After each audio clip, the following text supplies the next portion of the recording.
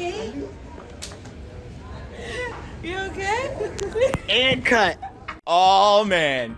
Let's talk about the 2024 Paris Olympics opening ceremony. And like most pieces of, important media nowadays, it had to be egregiously subversive to such an insane degree that most normal people were just completely baffled by what they were seeing. Much of the initial discourse about the opening ceremony occurred on Twitter and TikTok, with much of the conversation focusing on the voguing and drag queens that made an appearance during the opening ceremony. This video clip in particular alienated a lot of people, both Christians and non-Christians alike, because it was incredibly unnecessary, and for many people, it seemed disrespectful. It goes without saying that having a bunch of drag queens pose as if they're having the Last Supper would at the least confuse people and at the most completely offend anyone who's remotely Christian, which may or may not be an issue when, a billion plus people tune into your program every 4 years. In my opinion, when I first saw the whole clip, I was thoroughly confused, and when I saw the final image of all of the drag queens posed around the table,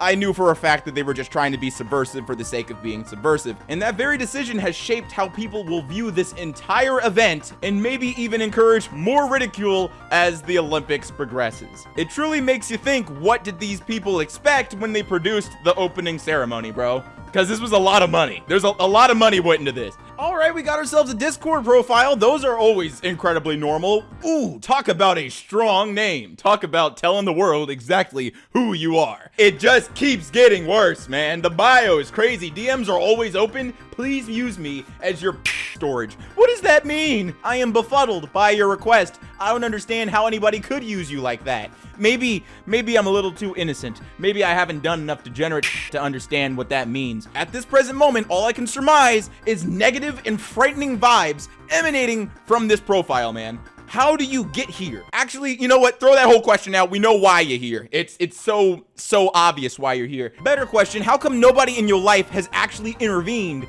and, prevented you from developing into this? Where's your parents? Where's your friends? Do you have anybody in your life that gives a f? Do people even know you behave like this on Discord? They ought to. They need to save you before you destroy yourself. I was made to read books, wear pretty dresses, and spend time in nature, and fall wildly in love. You were made to read books?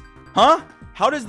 Are you a machine? That doesn't make any sense. If you're human, you should be able to read. That's kind of like a part of it. I don't know. I'm struggling to understand what she meant by that, but to be honest, this seems like just online buffoonery. So let's just address the most egregious thing about this post, the fact that you are picking wild strawberries, or at least faking that you're picking wild strawberries off of a tree. That's not how that works. For real, that's not how it works. You couldn't make this up. You really couldn't. It would be bad fiction. And it truly makes me think why you even posted this. It's bad fiction. All of this doesn't make sense. Obviously, this is a fantasy, but it's bad. So where was this posted? Was this on a website, Instagram, TikTok? The source is unknown, and its existence might be older than time. Who knows? All I know for a fact is that she was made to read books and pick strawberries off of anemic trees in the middle of a temperate forest in North Carolina. Just a friendly reminder, saying people can't take a joke is actually ableist rhetoric. A lot of neurodivergent literally can't tell when people are joking, especially on the internet. That's why we ask people to use tone tags such as, this for joking and S for sarcasm. I love the tone policing. This is literally tone policing.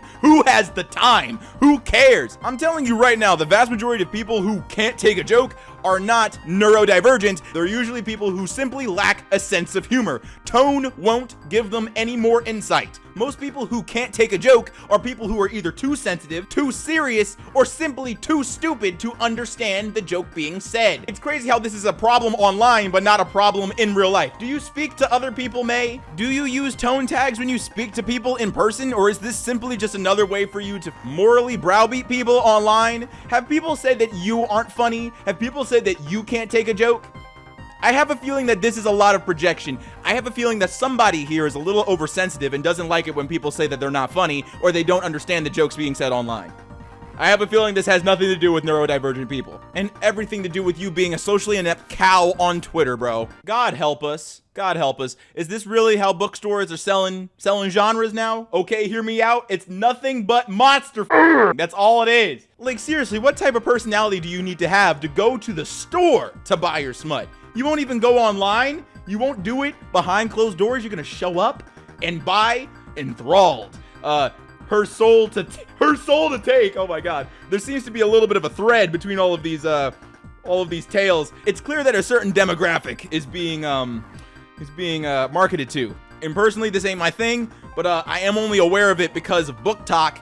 And the comments, man, when it comes to spice and spicy novels, are consistently some of the most down bad that I've ever read on like a website that has like significant comment and content moderation, bro. The comments go crazy, and the books that are promoted on there are wild, to say the least. My grandma has early signs of dementia, and I'm afraid that she'll never be able to gender me correctly. Oh my God, I'm so sorry. I'm so sorry that your grandmother's dementia is out here completely destroying your psyche. God forbid that a woman who barely knows herself struggle to affirm your newly found gender identity. Ladies and gentlemen, I think we've found the most unfortunate person on the planet. By far the saddest story I've ever heard. No other moment of human suffering, whether it be current or in the past, can be compared to this Redditor struggle. I'm sure that we're all in agreement that we've never encountered a story so depressing and deplorable. And to be honest, I sympathize. Your grandmother should be better. She should absolutely just remember. Otherwise, your feelings will be hurt. And that right there is what's most important. Your feelings and your emotions in this very moment. Your grandmother is simply terrible for not just being better. Atlanta man goes viral after posting online that he needs a place to stay, and over 1,000 women offered to help him.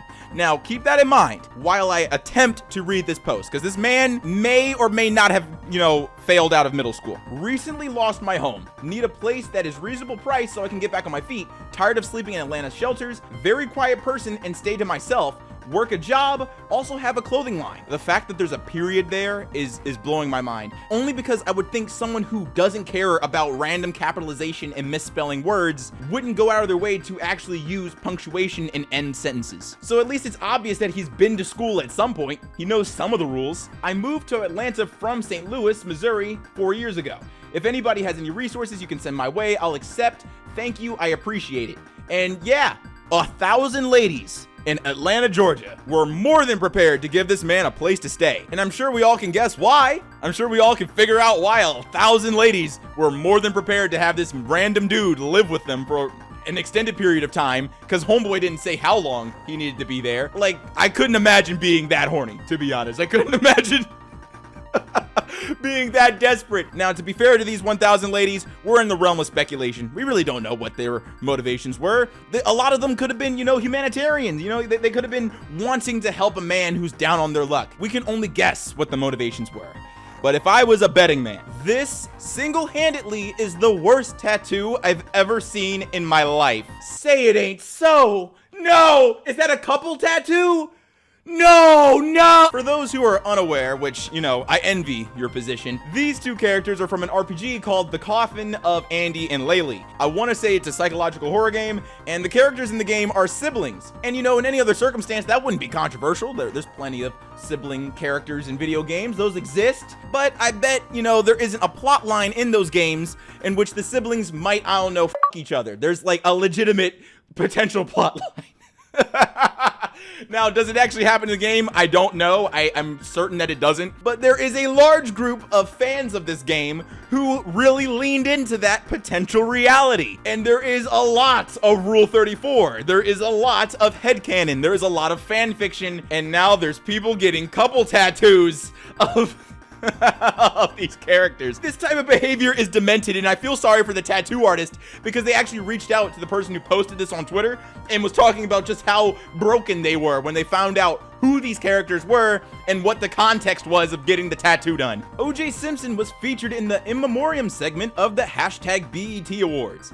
Yeah, no, this is absolutely a Norm Macdonald bit. Homeboy is giggling under the ground right now, because for real, this doesn't seem genuine, but it happened. And of course, everybody who was there clapped and was absolutely happy to see this man's face on the screen. Even though, yeah, he was acquitted, it's still, controversial. He's still a controversial guy. And of course, the optics were stupid, and of course, the jokes were being made. And it sucks, because every year the BET Awards gets clowned on because of individuals saying ridiculous things on stage, bad performances, or just simply bad decision-making, like, I don't know, going out of your way to celebrate the life of O.J. Simpson during the BET Awards. Of all people to put on screen, why him, bro? The controversy is so tangible within the public consciousness that even after 30 years, his trial still matters and exists in the American zeitgeist. Pinterest just recommended me this. Oh, it's a dojin. It's rated 18. It couldn't be that bad. A story of a big brother who wanted to protect his little sister from a train molester, but was molested instead. Japan is a weird place, man. It's a strange place. And for whatever reason, those strange things that come from such a strange place appeared on your strange Pinterest. What things were you looking at that made the Pinterest algorithm think that this was something that needed to appear on your For You page? That this would be something that you would want to share with someone? And to be honest, I guess the algorithm was right. This was something that is worth sharing, and I wish you didn't, though. I wish you used a little bit of restraint. You know, you could have just not shared this with anyone. You could have spared your followers and anyone who encountered this tweet, myself, and all of you watching and listening right now. You could have spared all of us this pain of knowing that this exists. This dojin exists for a certain person, and whoever that person is, I want them far away from me and everyone else. Because for real, what type of beast would read something like this? The original ancient Egyptians were black. Arabs are just colonizers, just like European Africans. We got a lot to unpack here. One, that is an AI image. Two, what is a European African? How does that make sense? There's people who are of African descent living in Europe, who were born there. That might be their nationality, but I have a feeling that's not what you mean, and I'm struggling to even conceptualize what you're trying to put forward. So what we are going to do is just acknowledge the fact that you posted this online to maybe feel better about yourself. So really, it would be kind of cruel and mean to go out of our way and just completely air you out and tell you that no, none of this is true and this is all fantasy. That's just not helpful. It's not like someone like you would even be receptive to something like that. And you would think these types of posts would be rare on Twitter. No, they are not. The hoteps are everywhere, and they consistently say this stuff, man.